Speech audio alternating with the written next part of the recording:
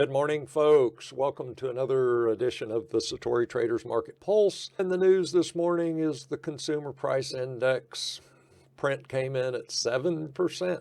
And so there's some of the headlines this morning. If we go out and we look at the U.S. Fed's charts, we can see this is up through, what do we got, through November of 21. Say we did hit 7% back there in October of 21 and then pulled back some, and now we're back up to 7% again.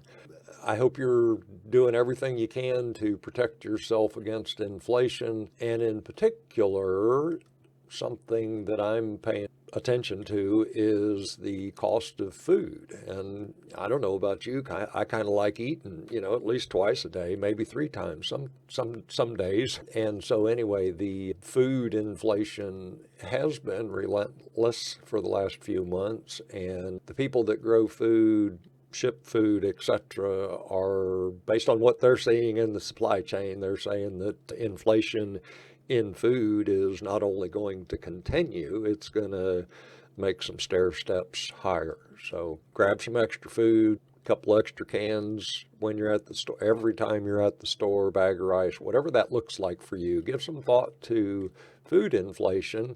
Buy the stuff that you eat anyway. Don't go stockpiling thousands of dollars worth of dehydrated food. I've been there, I've done that. It's still sitting in the closet. I'll never eat it. It's dead food. It was dead when it went in the packaging. It's dead when you take it out of the packaging. Very little nutritional value in that food. Again, in my opinion, not a food scientist. I have done experiments where I've rehydrated that food and waited for it to rot, mold, anything, and it does not. It's dead food. But, it staves off hunger, I guess. Let's jump into the charts. This is gold in the daily time frame. Obviously, gold's on a roll. We'll see here in a minute. The dollar is pulling back. So already gold was strong, pushing up into this resistance level around 1825. We need to get above 1832 or so, and then gold can push on and challenge this prior high, 1865, 1870, somewhere in there. MACD's on a buy signal, and that's a new buy signal this week. And so buy signal in MACD also in bull mode, where both indicator lines are above the midline or zero level of the MACD indicator. That suggests that the primary trend in this vehicle is upwards, energy rising above mid-range. So we can say that energy is somewhat elevated. People interested in gold again, at least today. Silver, obviously, very, very perky. New MACD buy signal, still in bear mode here, but if this movement continues, obviously MACD is close to being up into bull mode. Energy rising off a low level. Looks like resistance at the 50-day moving average is going to be key at this point, coincident with the upper median line of this Andrews pitchfork. That's the fork with the dotted lines. Notice that this shorter term, smaller fork, this is a shift pitchfork with the dashed lines. Price last night, overnight, this morning has pushed through that potentially resistance level, strong push higher, pushed up through that support resistance zone and surpassed the 20-day moving average there. So some real nice action there in silver. That's nice to see as a silver bull. I love the precious metals in general, but silver is that's the shiny stuff for me. Give me the shiny stuff. The stock's doing fine this morning, working on the 20-day moving average. Nice volume there in the last couple of days. A lot of overhead resistance. So mining stocks still got a lot of work to do. Bitcoin appears to have found a bottom, at least a temporary bottom in the support resistance zone. Of course, we saw that happen back here. Of course, at this point, we were coincident with both 50 and 200-day moving averages. Not the case over here. But anyway, potentially found support here on the support resistance level and moving higher. currently dealing with resistance at the median line of this Andrews fork. Energy rising, MACD in bear mode. The dollar, this is in the weekly time frame. This trend, this pullback, up till, this week, really, we could have called that a sideways consolidation, basically just a sideways range trade. It appears this week that range has given way potentially. Now we're getting price action below that level. In the daily time frame, there we can see the price, the dollar, has clearly lost the 50-day moving average. And if it wants to go all the way to the 200 to test that level as support, it has a ways to go to get there. So MACD continuing to decline on a sell signal, headed down into bear mode, which would suggest primary trend downwards. So not a lot of support below, maybe tiny bit of support there, but I wouldn't bet any money on that. And so we're really, we're back to there before the dollar's got any potential horizontal support. I'd probably draw that right about there.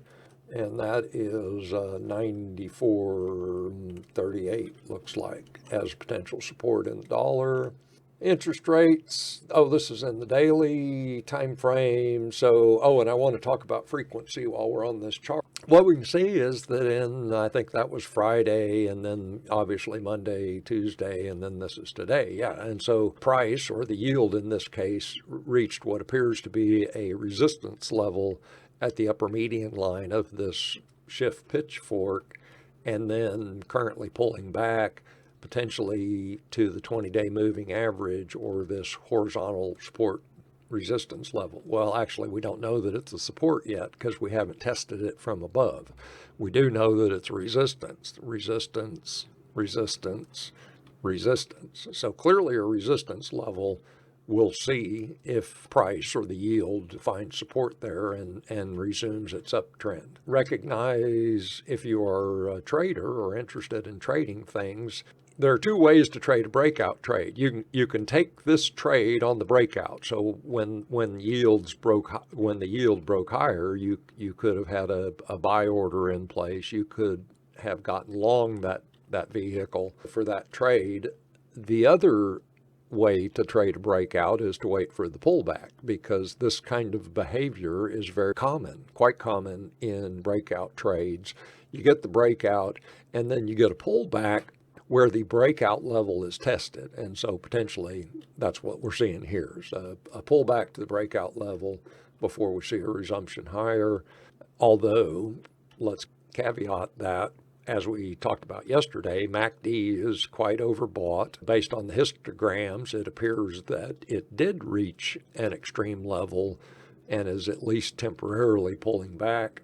Energy still quite elevated. So certainly potential for interest rates to move higher. I'm a little bit surprised this morning in skimming the headlines how much, Jamie Dimon's out there saying that not only are we going to get 4 rate hikes in 2022, he'll be surprised if we don't get more than that. And, in my just good old boy from Texas, what the heck do I know? What I believe is that the Fed is not going to raise interest rates by choice.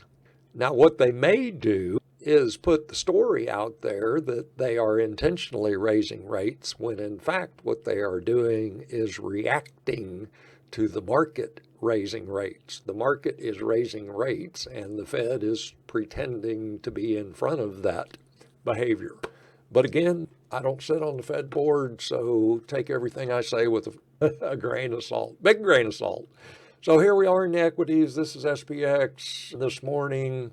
Obviously, inflation, not a problem for equities, at least in the SPX. Sitting on potential support level, horizontal support resistance level, median line of this modified shift pitchfork, 20-day moving average. So layers of potential support there. MACD in bull mode, but on a sell signal. Energy a little bit elevated. Dow working on moving higher. Yeah, looking not too bad if you're an equity bull. Oh, I forgot. I wanted to speak briefly to frequency. And so one of the things we do in technical analysis is identify, and this was a Dr. Timothy Morge concept, or I learned this concept from Dr. Morge. We're identifying a frequency at which price is oscillating. And so the reason that I have this pitchfork on this chart and I continue to work with this pitchfork is because it proved to be a valid fork back here. This price, or in this case the yield, did exactly what Dr. Andrews told us that price in any vehicle would do about 70% of the time, and that is it's going to do this pullback, and then it's going to reach the median line of that pitchfork. And so we can see there it is, median line of the pitchfork, another pullback, median line of the pitchfork, big drop. And so anyway, this, in my opinion, is a valid pitchfork. Because it is a valid pitchfork, it has identified one of the frequencies at which price, or the yield, is oscillating in this chart. And so now we can look at the other forms of this fork and know that they also identify frequencies at which price is vibrating or oscillating in this chart. And so anyway, that's why this particular pitchfork is on this particular chart. Because if you look at this action down here, you're probably saying, what's that Yahoo doing? He doesn't know what the heck he's doing. Hopefully I just explained to you what I actually do know what I'm doing, believe it or not. It may not always seem that way. So, which brings us to the NASDAQ. And so yesterday we were talking about another facet of Andrew's pitchforks and the 5 rules in particular. And so yesterday morning we had price testing this support resistance level from below. And in Andrew's pitchfork terms, that is a zoom. So price zoomed the median line to the downside and then bounced back up to retest the median line. And so that's where we were at yesterday morning. Clearly, price pushed strongly higher throughout the day. That's an impulsive price bar, closed near its high. And then, of course, that move continued this morning with a gap, which is another indicator of elevated energy. Back to the Zoom retest. And so as traders, when we see the setup for a Zoom retest, we can, with a high degree of probability, we can guess or assume, we're not assuming, we can place a trade based on a high probability setup because we're expecting price to do one of two things at that level. It's either going to test this level from below and then roll back over and head lower. Well, we know how to get short a market. Or it's going to break higher and, press back to the upside. And of course, we know how to get long a market. And we can even place a bracket trade around the whole setup and get a position in either direction based on whatever price does. And so anyway, just wanted to point that out as a follow-up on yesterday's Zoom and retest discussion. Folks, I'm at 15 minutes. I'm going to wrap it up here. Have a fantastic day, and I will talk to you soon.